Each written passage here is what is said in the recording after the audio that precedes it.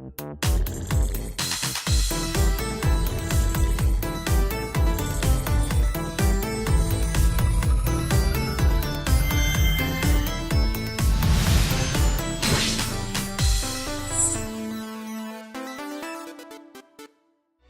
Legend of Zelda series is one of my... wait, do I really need to explain Zelda? I mean, we all know how for 30 plus years, Nintendo has been giving us incredible games in the Zelda series, filled with action, platforming, puzzles, and adventure. And with Breath of the Wild, we've never had so much adventure in a Zelda title. And now, after so much waiting, it's finally happening, the release. But how did this game come together over the 4 years since it was first announced? Where did this art style originate from? Why are there spaceships attacking Link in a tracksuit? And what changes were made during development? Because there are quite a few to show you, thanks in part to the help of both Zelda Dungeon and Nintendo Everything, whose websites' links are in the description, and I highly recommend checking them out. So let's not drag out this intro any longer, because on this episode of Beta64, we're going to learn all about the development of The Legend of Zelda: Breath of the Wild.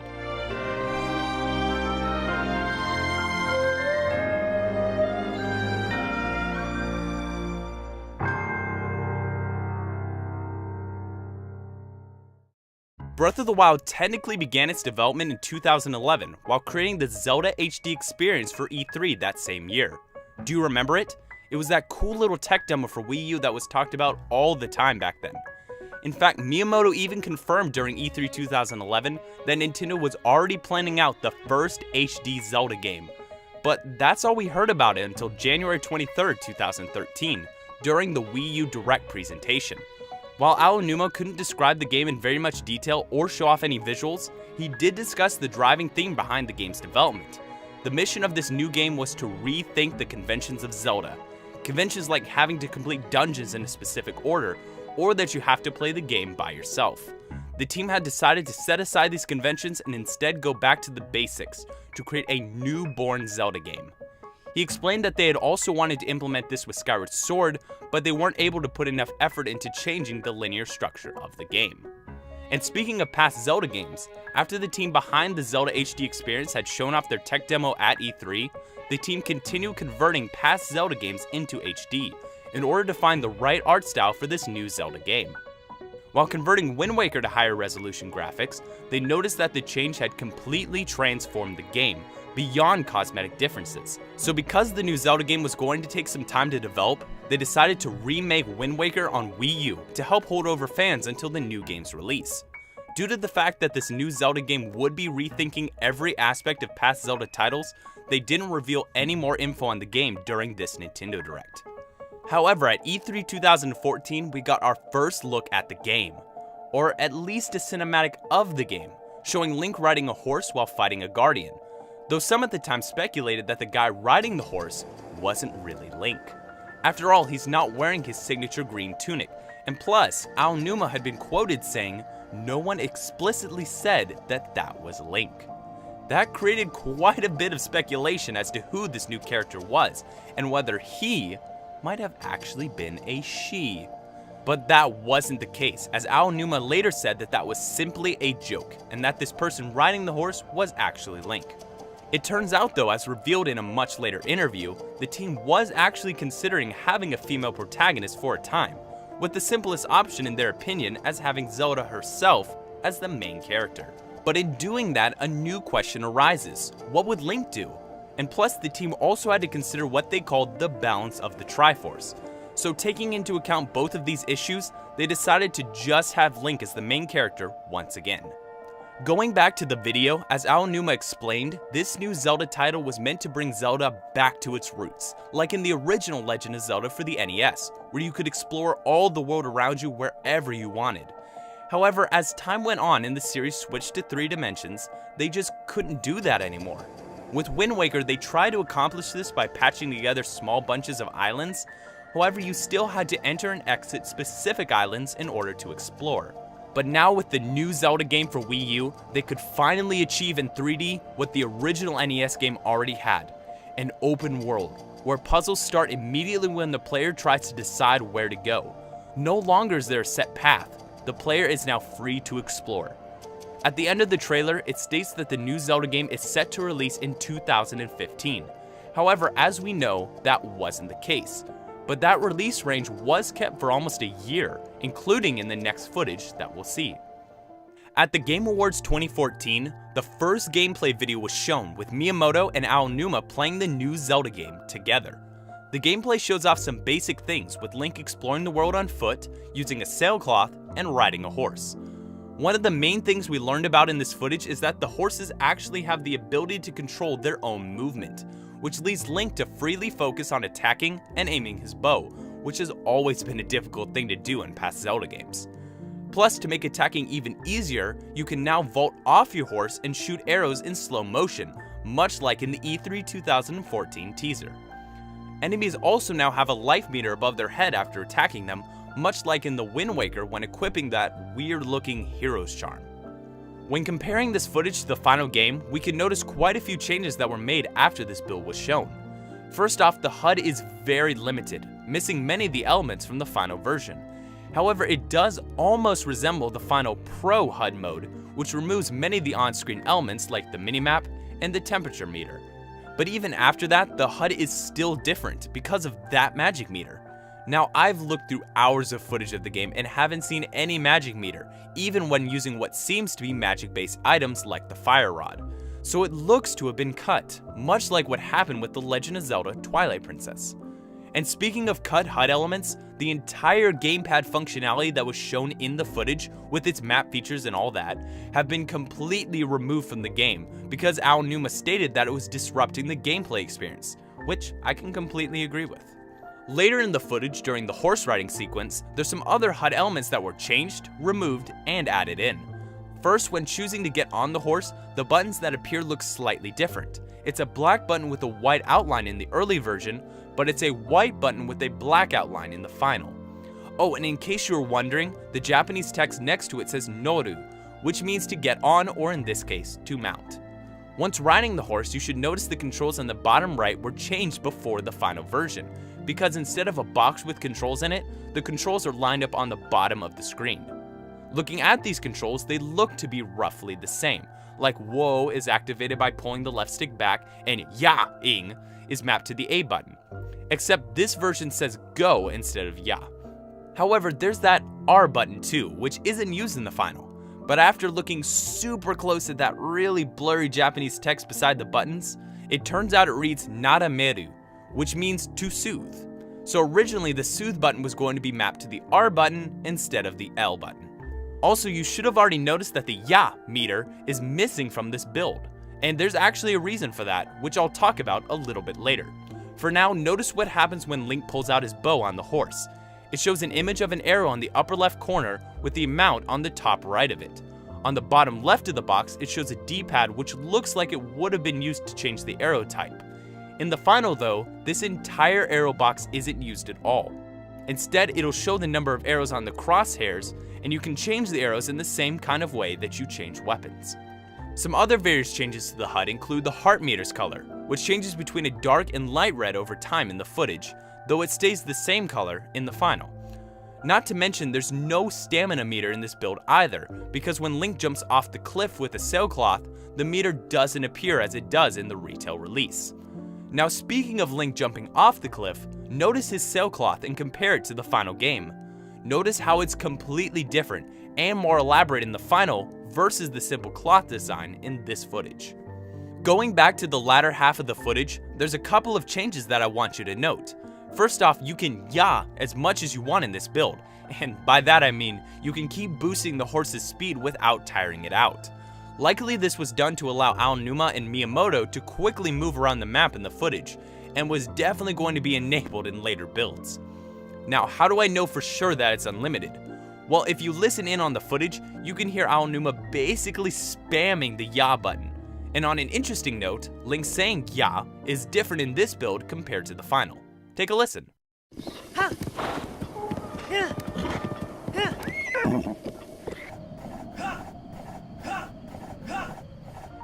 One other thing that's sound related is the metallic sound that plays when you hit an enemy with an arrow.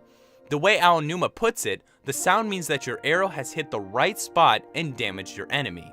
This was removed from the final game for good reasons, because as you'll hear now, it sounds very out of place.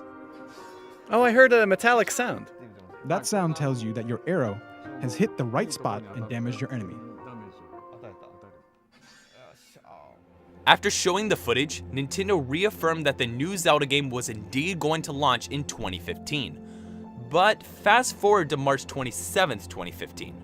On that day, Nintendo shared a video with Aonuma regarding the new Zelda game's release date, which he explains has been pushed back indefinitely. The reason? Well, over the 3 months since the Game Awards, the development team had come up with several new ideas for the game, and working towards them had created even more new ideas too. So instead of focusing on that 2015 release, the team was now focusing on making the game as best it could be, to create the ultimate Zelda experience. But not only was this new Zelda game pushed back past 2015, but fans were also told not to expect the game at E3 that year.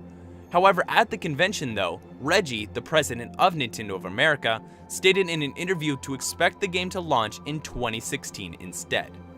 In March of 2015, Nintendo first announced their new dedicated gaming platform, the NX, later called the Nintendo Switch. This created a mountain of speculation, wondering if Nintendo was even going to release the new Zelda game on Wii U, or instead release it solely on the NX. At E3 2015 though, Miyamoto made sure to state that this new Zelda title was indeed going to release on the Wii U. But that is all he said on the matter. That is until November 2015's Nintendo Direct, which very briefly stated that the game was going to use the new Wolf Link amiibo in some way, and that the new Zelda title was going to, for sure, release in 2016. But that didn't happen either, because in March 2016, some financial documents from Nintendo stated that the new Zelda game for Wii U was actually going to release in 2017, which was later confirmed by Nintendo on Twitter, where it also stated that this new Zelda title was going to release for both the Wii U and NX simultaneously. The reason for this dual release is that 1, the game was taking longer than expected and they now actually had the chance to do it, and 2, since the game wasn't really taking much advantage of the Wii U's unique features, it wouldn't be as big of a deal to port over the game since it wouldn't have to be redesigned that much.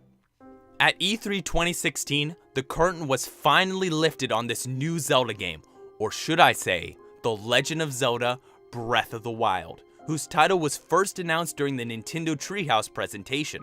But not only was the title finally revealed after roughly 5 years, but many people, including myself, got to play the game for the first time on Wii U, which was the only game that Nintendo brought to play at the convention.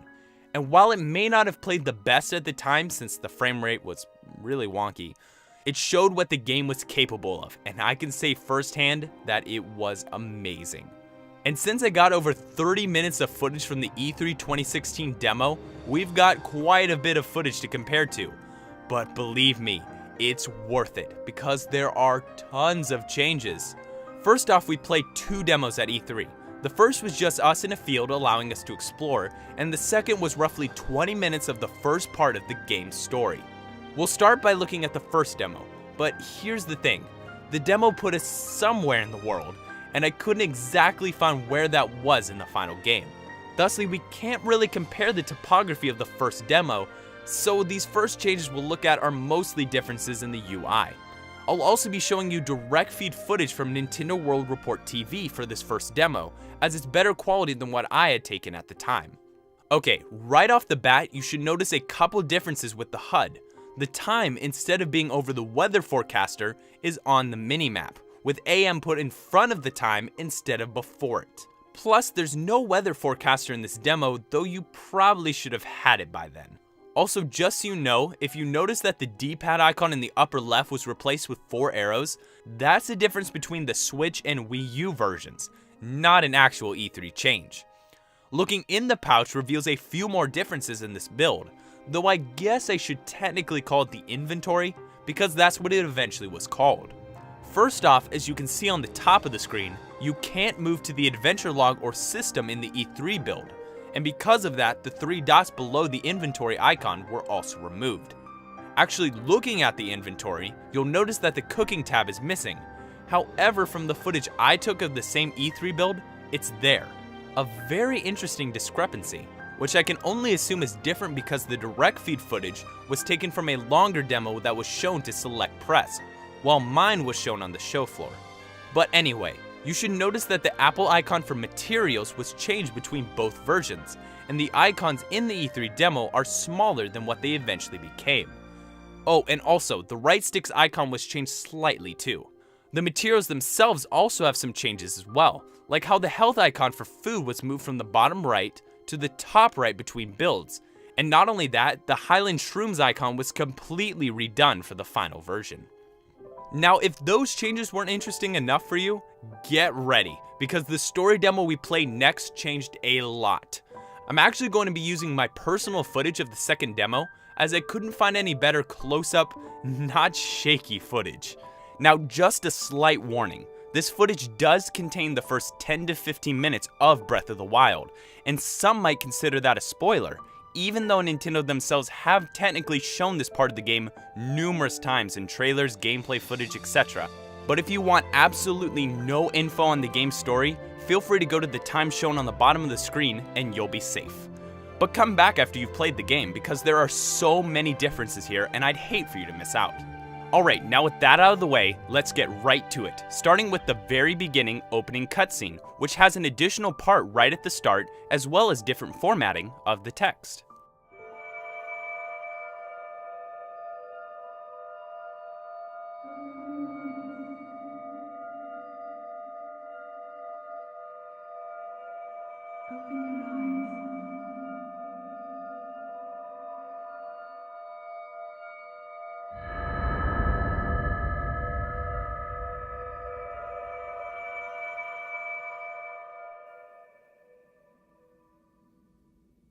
Open your eyes.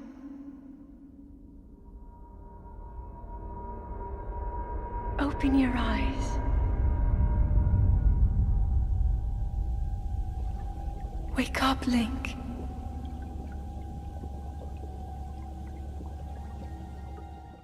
Notice how at the end of the cutscene in the E3 demo, you're shown the location's title. However, this was removed from the final game.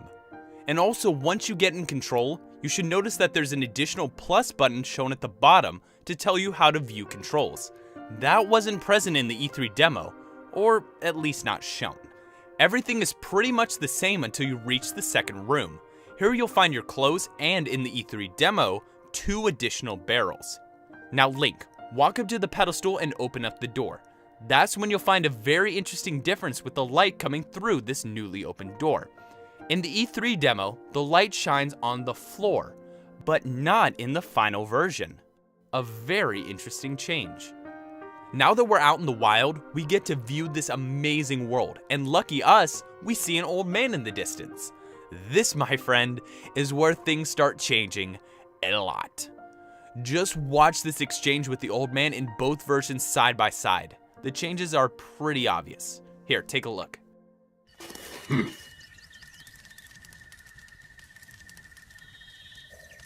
Oh.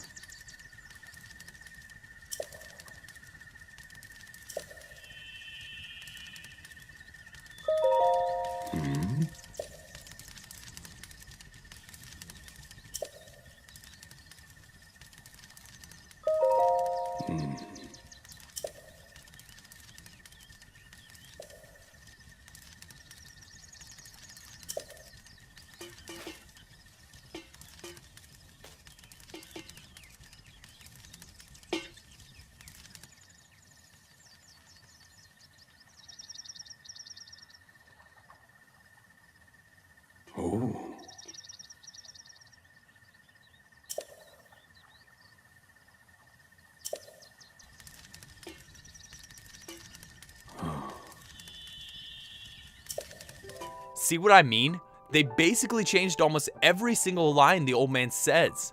Never before have I seen such a drastic change in a script between an E3 build and its final counterpart. But moving on, when Link is later alerted to open his Sheikah slate, what's shown on screen has a few differences too. First, the E3 demo has question marks below current location, as well as question marks next to the L button on top. While the marks underneath current location were removed, the ones on top were changed to a fictional language along with an added R button label. Also, take a look at the point to the left of the player. Notice how it's orangish in the E3 demo, but blue in the final. And speaking of points on the map, the one to the right has a couple of changes too. First off, instead of giving a descriptive name like the final version's followed the Sheikah slate, the E3 build simply says objective, once again with question marks below it.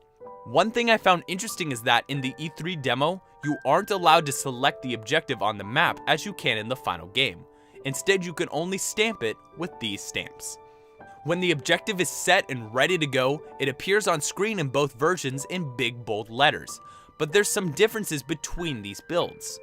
First, the E3 demo has an exclamation mark on the top left-hand corner, perhaps indicating that this is an urgent mission. However, the final game does something different. It says main quest on the top with the traditional Zelda logo, plus on the bottom it says new objective with the objective icon. Now once we follow the Sheikah slate and make it to the objective, we can use the tablet to raise towers throughout the land. And that's when we're hit with a big change. The tower's name is completely different. It's Great Plateau Tower in the final, but in the E3 demo it's called Resurrection Tower. After that we get the map information, which actually has an additional red X in my E3 footage, but it's not in any of the others I've seen, so I guess it's just me and I forgot I did something.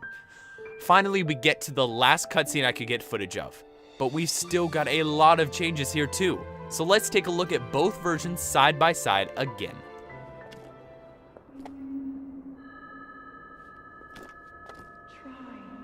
Try to remember.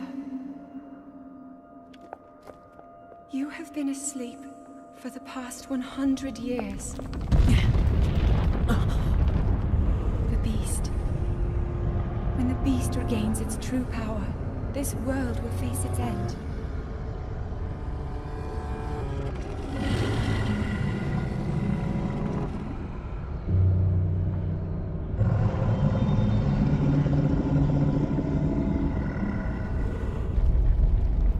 Now then,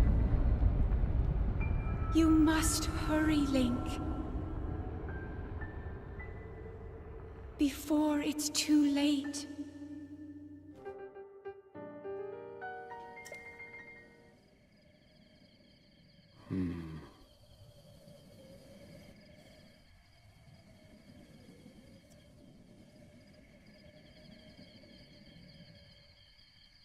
Oh.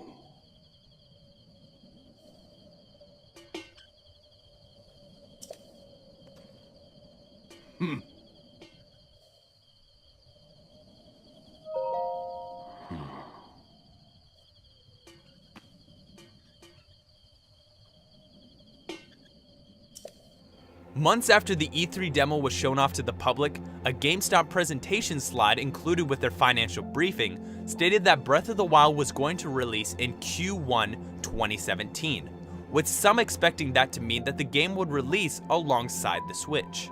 But just as that rumor started, more rumors began. In November, Emily Rogers went on record stating that due to localization issues and an expected 4 to 6 months of bug testing, there was just no way the team could get out the game in March. Instead, she expected the game to release in summer 2017 instead. Not only that, but both Eurogamer and Laura Kate Dale also expected a lack of Zelda at the Switch's launch, backing up Emily Rogers' claim.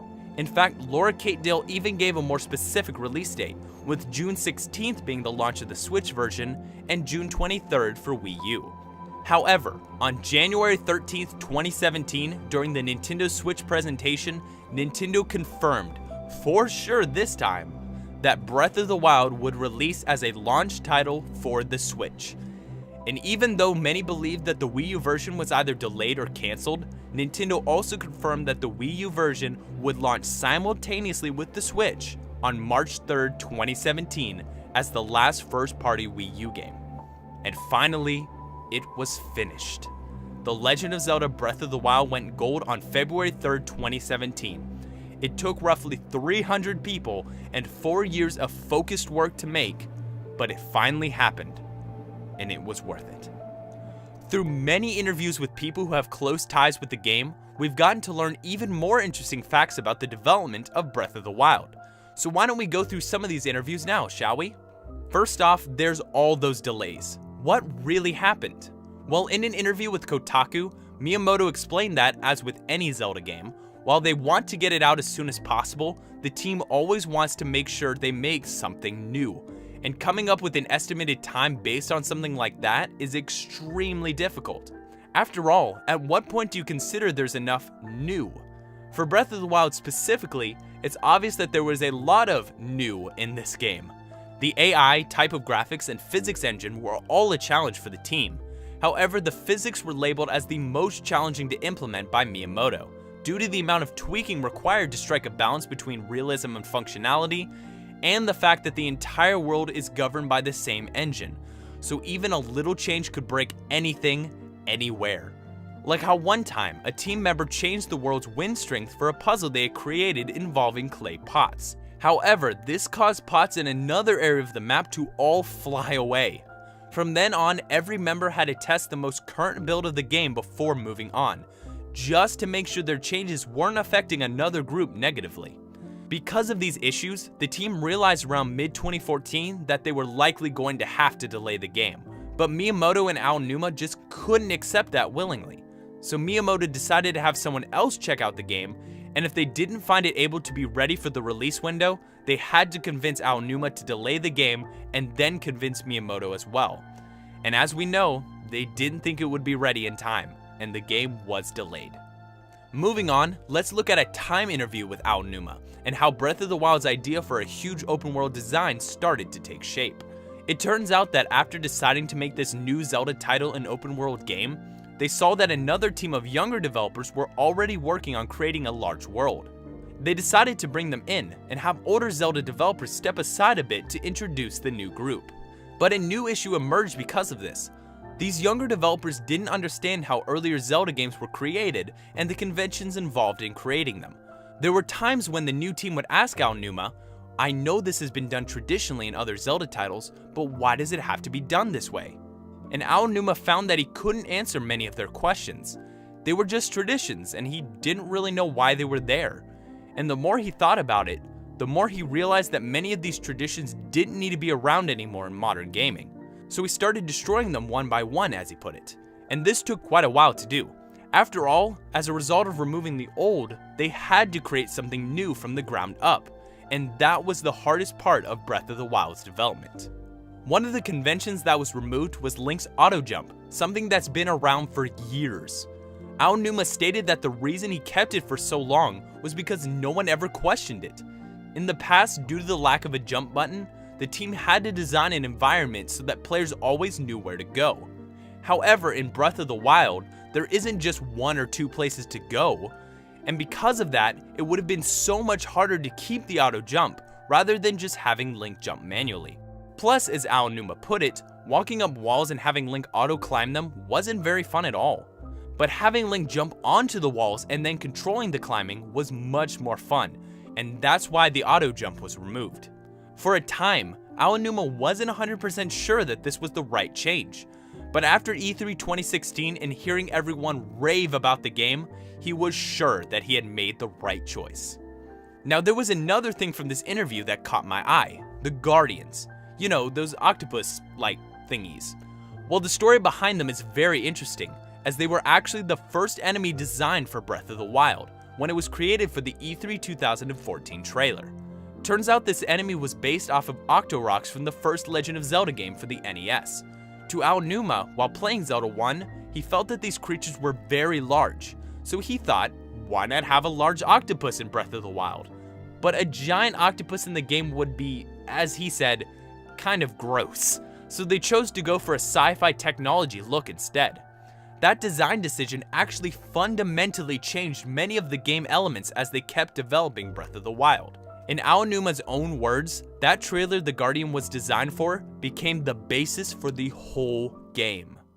In another interview, this time with IGN, Aonuma discussed the reason behind the name Breath of the Wild.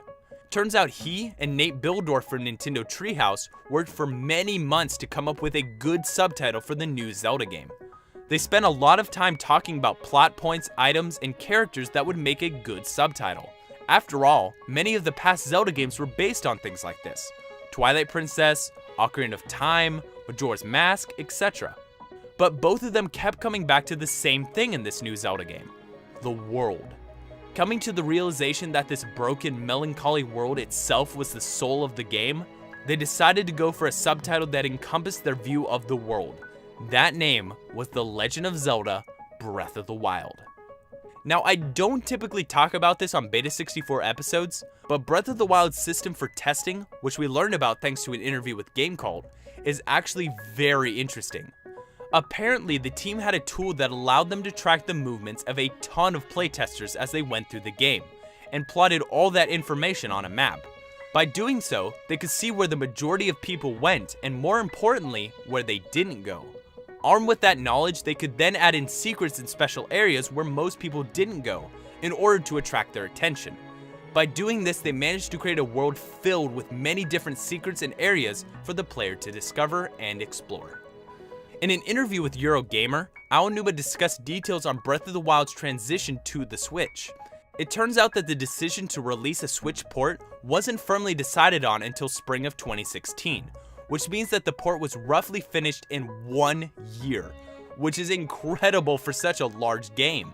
One thing the team was very thankful about is how the Sheikah Slate in the game resembles both the Wii U gamepad and the Nintendo Switch. After all, the Sheikah Slate was originally designed after the Wii U gamepad, so the fact that they didn't have to change its appearance was a very lucky break. However, they did have to reduce the amount of elements involving the Sheikah Slate, since the game was no longer a Wii U exclusive. That included having the tablet talk to you and display information on the gamepad screen. But since these features already felt out of place at this point, they were going to be removed from the game anyway. Aonuma's interview with Game Informer gives us some interesting insight on the connection between Breath of the Wild and Zelda Skyward Sword. After Nintendo released the Wii title back in 2011, Zelda fans kept saying that they wished they could explore between the areas of the game, where they weren't able to go. In other words, they wanted a connected world. So the team decided that they wanted to create a world where the player could go anywhere they wanted, in order to search for places that they weren't necessarily supposed to go. Another idea that came from Skyward Sword was the stamina meter, which was a new addition that the team had enjoyed very much in Skyward Sword and wanted to expand on in the next game. The way they chose to do this in Breath of the Wild was with climbing. If you remember in Skyward Sword, you were only allowed to climb in specific areas, and the team decided that they were going to throw all those limitations out the window, allowing the player to climb anywhere they wanted to and explore anywhere they wanted to. And it all started with the desire to expand on Skyward Sword. The art style of Breath of the Wild was also discussed in the same interview. The reason the team chose the style they did was to differentiate the characters and backgrounds from each other, and provide a way to make specific parts of the environment distinct to the player, in order to show what the team wanted them to focus on. By having a realistic art style, this wouldn't have been possible, as the character and world would have blended together, so instead they went for a simpler style with basic colors, and wow, is it beautiful. Now, just so you know, this is where the video was actually supposed to end, but while I was editing this, Nintendo did a presentation at GDC 2017 talking about, guess what, the development of Breath of the Wild. At first I thought, nah, I don't need to add this info in, after all I've pretty much covered everything in this video, what else could there even be? And it turns out there used to be spaceships and rock and roll in this game. I'm not even joking. As crazy as it sounds, one of the early ideas for the game was to have a bunch of aliens show up and wreak havoc on the world of Zelda. Titles on the table for this game included Hyrule Wars from The Legend of Zelda and The Legend of Zelda Invasion. And if that wasn't crazy enough for you, how about the fact that they were considering having Link riding a motorcycle, playing an electric guitar, all while wearing a tracksuit? I couldn't make this stuff up even if I tried. What I found to be the most interesting thing in that presentation, though, is that Nintendo basically remastered the original Legend of Zelda for the NES to help test out ideas for Breath of the Wild. If they had an interesting idea that they wanted to test, they just put it in the 2D game to see how well it worked, which is a very smart way to go about this. Honestly, It looks incredible, and I really hope someday in the future they'll release it to the public, because I would absolutely love to play this game. So that's the development of The Legend of Zelda Breath of the Wild. Despite having a long and challenging development full of unexpected twists, turns, and delays, I truly believe that the team has created something amazing. Something that has far exceeded anyone's expectations. And now the time has come for us to finally experience it for ourselves. It's been a long time coming, but I believe it was completely worth it to create this beautiful work of art. So this has been Beta64 with the development of The Legend of Zelda Breath of the Wild. Thanks for watching.